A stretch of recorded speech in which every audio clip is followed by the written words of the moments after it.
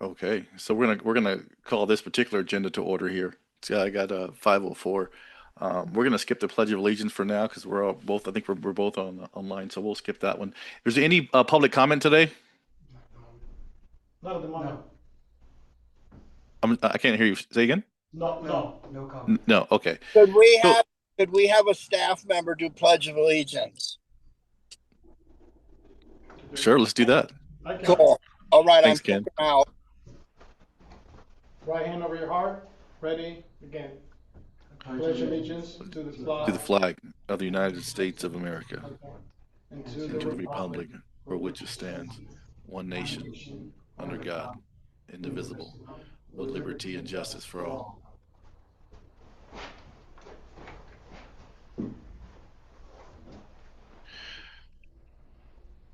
All right, Jackie, you want to move in the first bylaw 9320, meetings and notices? Thank you, Dr. De Jesus. So this is a bylaw that was sent from the California School Board Association just February 1st of this year. Last time it was updated by the district was April of 24. The difference is that the board meetings exist with a majority of board members gather, including remotely or electronically, to hear, discuss, or deliberate or take action upon an item. A majority of the board shall not use a series of communications of any kind, including official or personal social media accounts, to discuss, deliberate, or take actions of any matter. And if an emergency meeting is held, media needs to be notified by telephone or email if they have provided the email.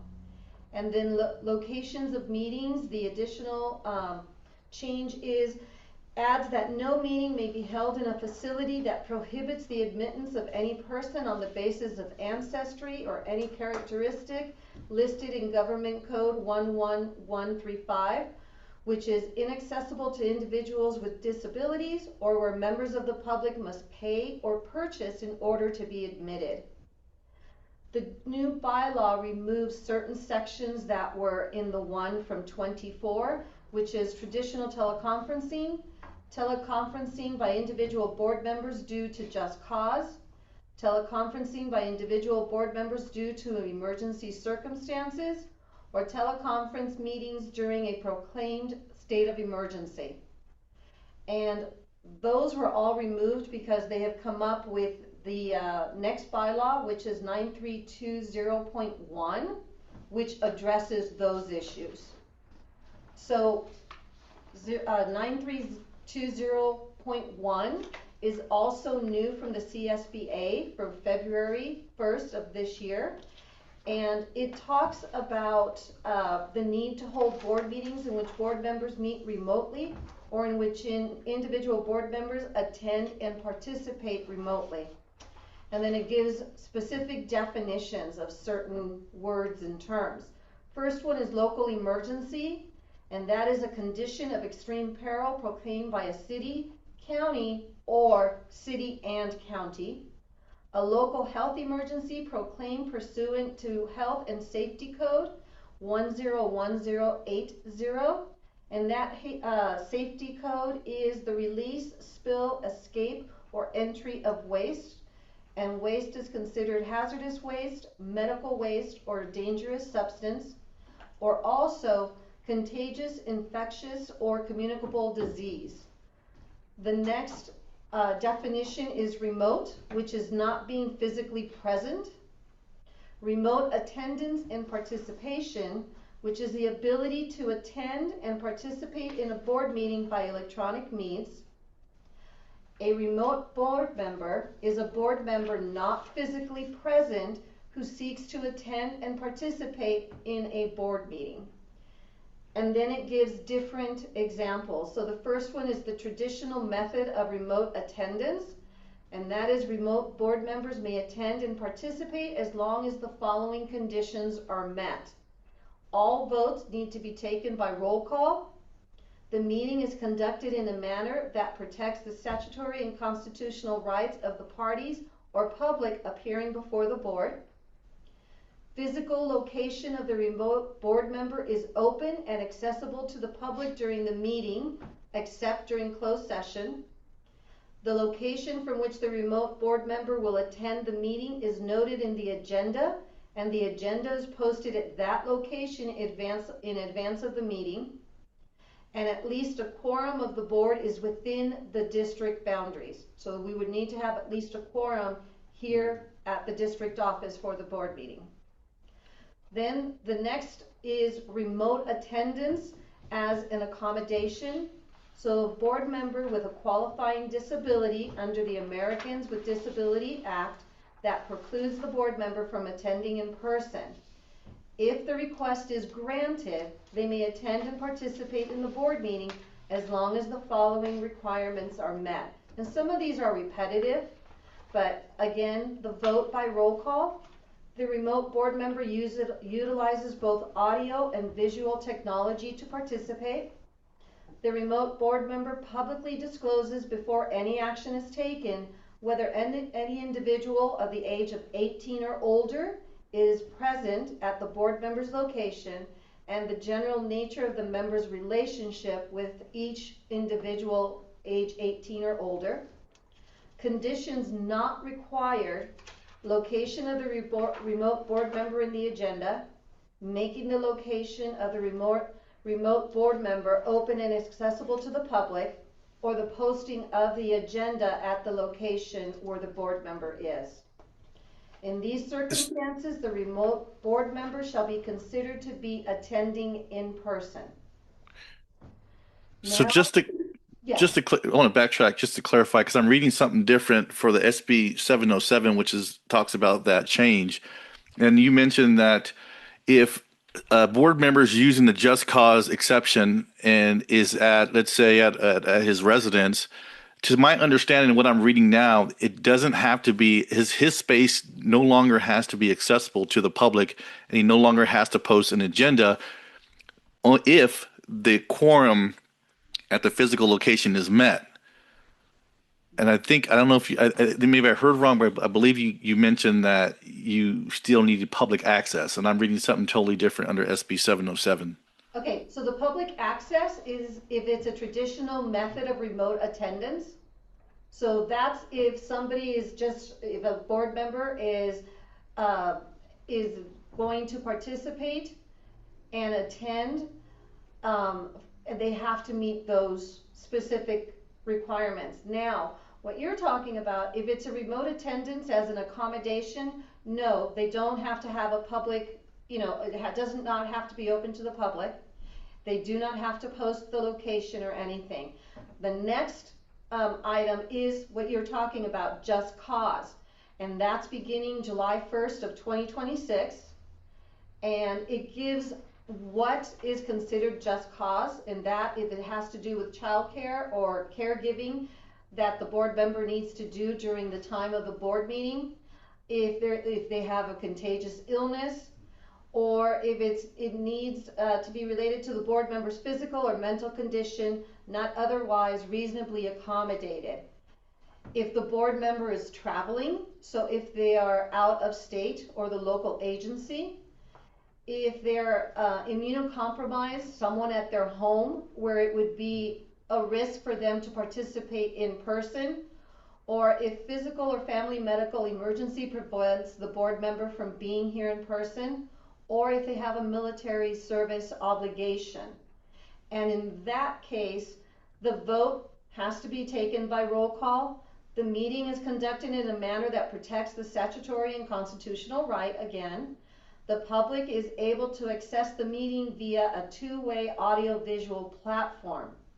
The agenda for the meeting includes information describing how the members of the public can access the platform. Minutes of the board meeting state that the remote member attended and participated remotely. There has to be a quorum here at the district. The remote member utilizes both audio and visual technology. They have to disclose if there's an 18-year-old, but it doesn't say anything about their location having to be put on the agenda. It doesn't have to be something that any public can access. So it depends on which way the remote is being used as to what applies to it. Gotcha. And I know there's a limit, five. I think it says no more than 5 board meetings per year for Just Cause. Correct. If we are a district, which we are, that normally holds 2 meetings per month. So yes, it does state that Nice. it can only have 5 remote meetings. I think this is a great change because a lot of times I know myself and other members had to travel due to work, and this allows us to still participate and at least put in our comments and see what's going on, and handle our obligations with the district while we're still doing our full-time job. I think it's a great change and a much needed change. Yes. The next is if there's a remote board meeting being proclaimed because of a state of emergency. So again, the majority has to decide that yes, the emergency is enough to where there should not be a board meeting held in person. So all members would be able in that case to attend remotely.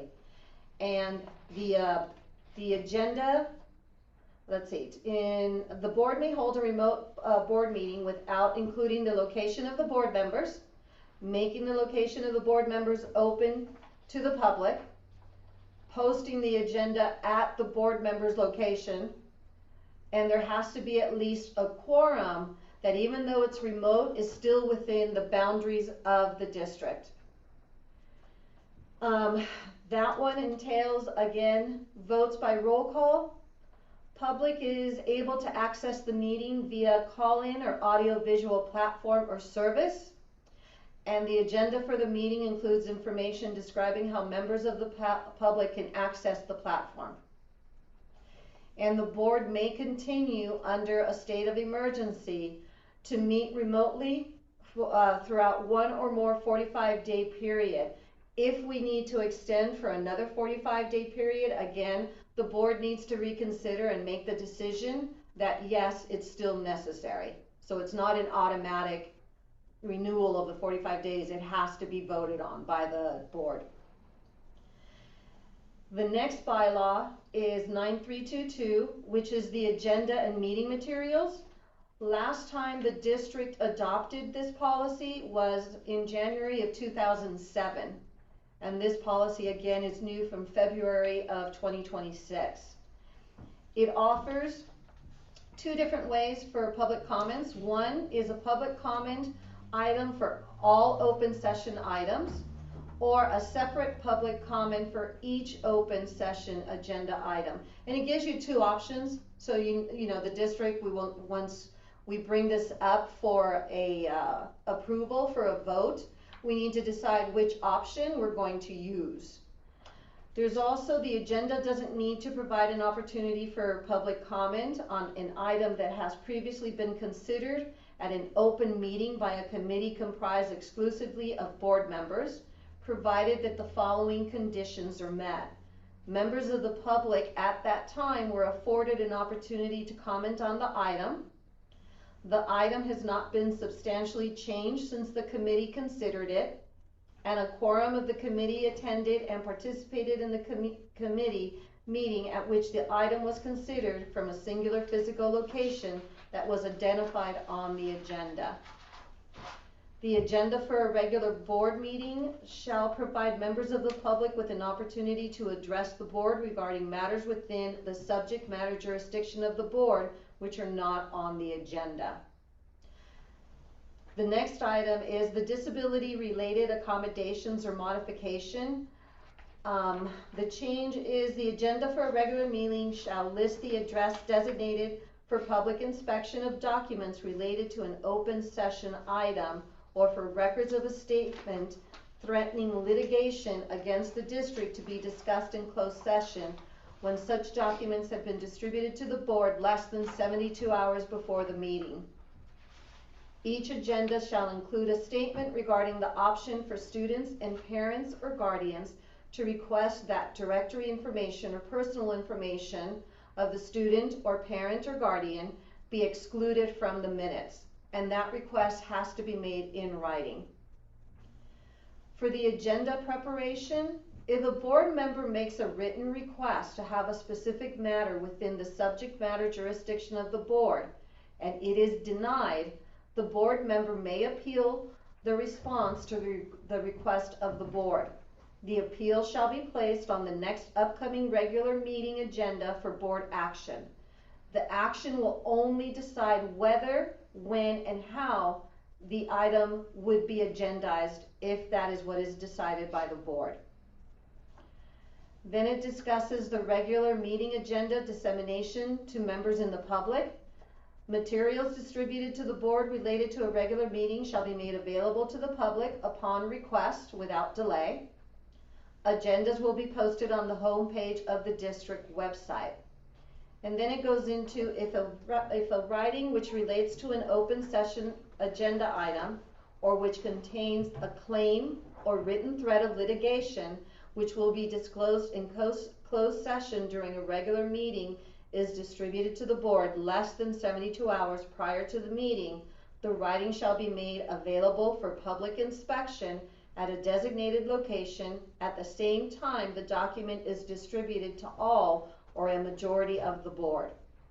If the writing is distributed to at least a majority of the board at a time when the designated location is closed to the public, this requirement may be satisfied by posting the writing on the district website if the following conditions are met.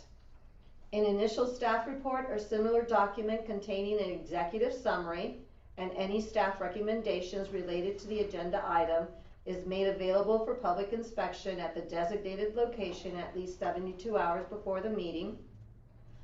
The writing is immediately posted to the district website and marked clearly that it relates to an agenda item.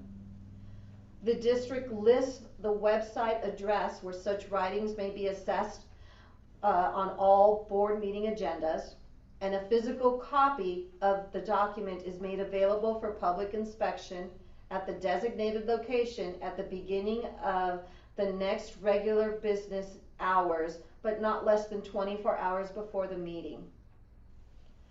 And then it discusses special meeting agendas. The same requirements are applicable as a regular board meeting. So those are the new bylaws, and those are the changes that are different from what we currently have approved by the board. Are there any questions or clarification that's needed? I do not. Ken, do you have any questions? Listen, I think I'm going to bunch everything up. Sorry for the inconvenience, but I'm going to kick my camera on. Expect that you'll see me in a car moving, and I think that this will address one of the comments I'm going to make. There's a lot going on here that seems to indicate to me that there is a movement to try and get everything to be as consent calendared as possible. So in other words, we've had some subcommittee work, and now all of a sudden we're going to bring all that back and basically get into a habit of it's been approved by the subcommittee and you couldn't make it that day, then too bad for you. Or we have these board members that are off and wherever they happen to be, and it just becomes very easy for everyone just to not be there in person. So the first thing I'm going to do is I'm going to kick my camera on, so we don't have people thinking that I have another board member or two in the back seat whispering to me about how we can circumvent a process. So I'll kick the camera off now. Could everyone see that I was actually there? Yes. Yes. Good. So I want to talk about sometimes what things have looked like in 10 years of service. It has not shocked me.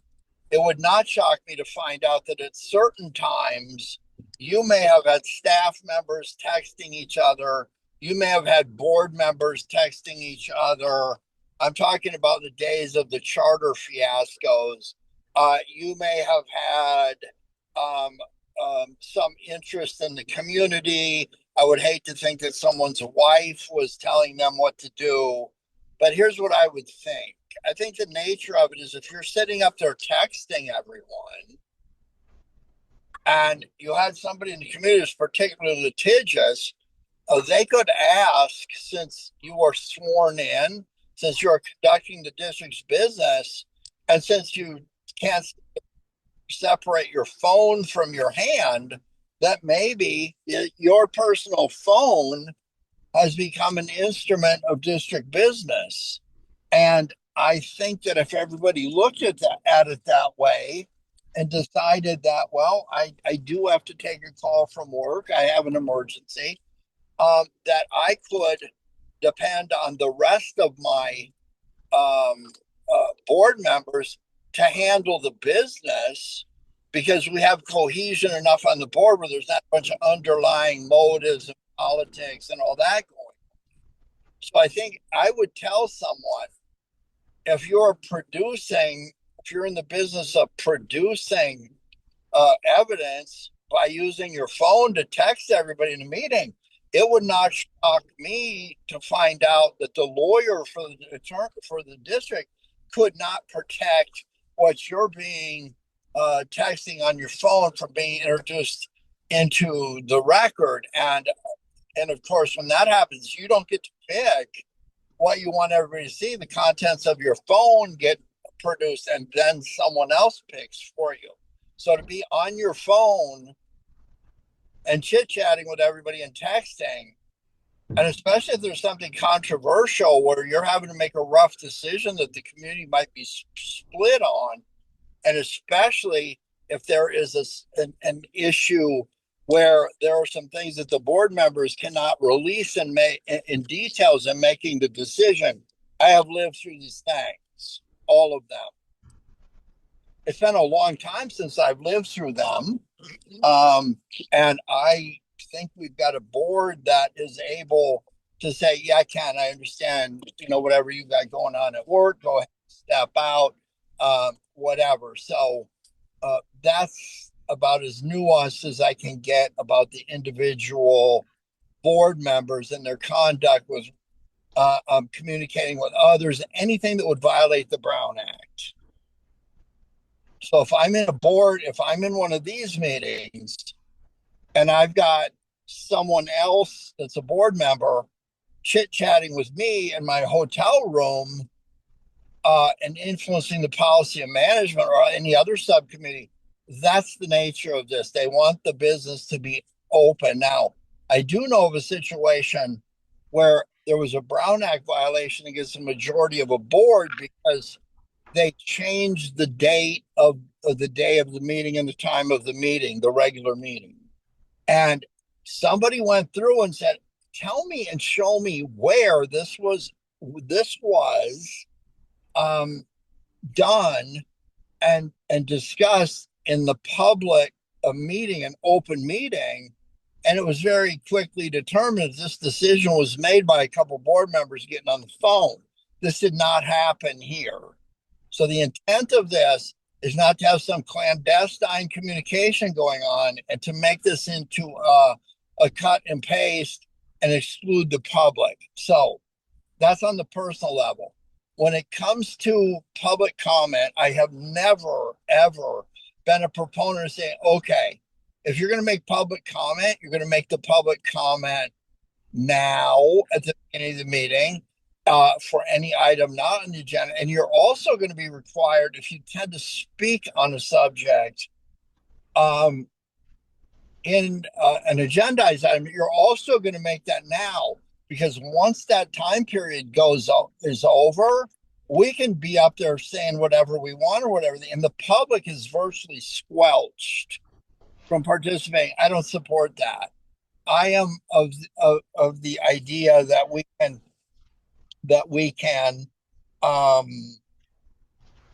that someone can come in. The traffic is LA. They can come in. They may email the board, the board secretary, the executive assistant, say, I intend to show up. I'm going to be speaking tonight. Someone make a call. Someone can do whatever. And just because they get there late, we don't want to exclude public participation. At the same time, I think public participation, especially the people that attend the meetings, however they attend, they may have it's a dynamic process. We have people that are attending, they're watching, they have a question, they don't understand what's going on. So to exclude those people by saying, oh no, your time has come and gone, I don't want to serve on a board that lacks the ability to allow for the participation of people that have voted for them. It's becoming increasingly easy through appointments and all this other thing where it rules based on, I'm not going to get in trouble here, but there are people that are ready to serve this coming election that have been precluded for one reason or another. So anything that turns the agenda of the board meeting into business that's been conducted solely in the subcommittees with the decisions already been made, and then it's just a series of consent agendas arranged by business, education, legal, whatever. I'm not a proponent of that. I'm the one that introduced the subcommittee thing, and it was never my intent to do that. So anything that stops someone from standing up and going out and filling a slip and coming forward and not disrupting the meeting and following the time limits, I am a proponent of someone who allows public input to happen within the rules of order, but I do not want to squelch that in any way. Okay. Finally, when we put this all together, if we're making a habit out of having different people not be there and be there and not be there, we just need to ask ourselves, can we put a quorum together? If it's 3 board members, great. I don't think we need to enact all the stuff that's going on in the background. I think if someone has a problem getting to the board meetings because of some necessity of their position outside of the board in their professional world, I know there are a number of things going on. I don't want to call out 1 or 2 different board members, but there are board members who have their community servants, and they are required to be participating in certain things that happen that are dynamic. And I'm not up for counting how many times they've been there. I don't want to say any more about that. But I think we need to keep with the idea that if there are 3 people there and there is not something that requires a board member participation or a super majority, that we do that. And my hope is that staff does not get in the habit of understanding what the temperature of the water is, where we're coming forward with items that are just constantly controversial and kind of go against the stream of what the community might think when it comes to how the board members represent those people who voted for them. Remember, when you're publicly elected, you kind of decide, I'm going to put away what I think, and I think I'm going to take a look at what the majority of the community might look at, and never discount that.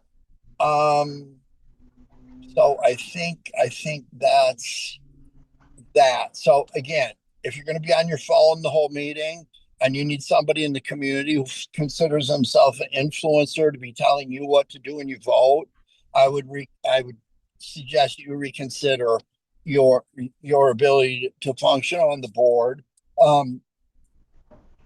Number 2, if anything is repressive about the public giving their respectful, meaningful input whenever they need to, I think that's a mistake. Again, I think there's a lot that goes with the superintendent looking at the things that are coming in from oversight agencies and saying, does that fit our district? Are we checking a box? Does a staff member feel strongly about something like that and is completely detached from the community and the board that represents them? And then finally, Chairman, would you like me to separate my comments about the stuff that's coming forward, or can I just move this and dump it all in with this? Just dump it all in. Okay, so I'm gonna be really clear here. and be careful. I don't want to disrespect other board members. I don't want it to think that just because I speak that somehow my opinion is the only one that's valid. There are people that are pushing down uh, uh, policies and policy updates, and I very much appreciate that. But those people do not sit in the chair of the superintendent. They do not sit in the chair of any of our key staff members, which is every staff member. They are not the taxpayers that we represent. And so just because someone issues a policy doesn't mean that I have to adopt it. And if I look at it and say, you know what, we've got a pretty good way of handling this right now. Now, I'm just going to make a general comment here. It should not be considered to be some measure of something I'm trying to message. But say, for example, we had a need for an emergency service that's provided by a public agency that's local. That might be a medical thing, it might be something else. I am unaware in my entire almost 10 years of service to the board of our agencies that would fit that not being responsive. So if there was an issue arose that something like, so for example, this district's been around, it's the second oldest district. So if someone were to say to me that in 1892 that they should not be using artificial intelligence on a computer, I would be shocked. So every once in a while, something like that will come forward where society has a big technology change or whatever. But just because someone decides that they're going to make a policy that I may suggest has a political motivation, and it's not something that is representative to everyone, don't expect me to be responsive to that, because I will ask, is there really a reason to have this policy? So if I think there's a policy needed, then I would tell the board president or my chairperson, I think we should discuss this. They look at it. They may say, Ken, I think you have a singular focus on this, but no, I don't know that we need that at this time. And I would have to be respectful of that. At the same time, others may feel differently than me, but staff at times has a requirement just because the agencies above them, namely the county and state, may come forward and say, you are required by some action of some governing agency to put this on the agenda. And I understand the staff would be required to put that item on the agenda. Now, if they don't put it on the agenda, then they could be affected as an employee. There could be some action. But once that's put on the agenda, be very clear.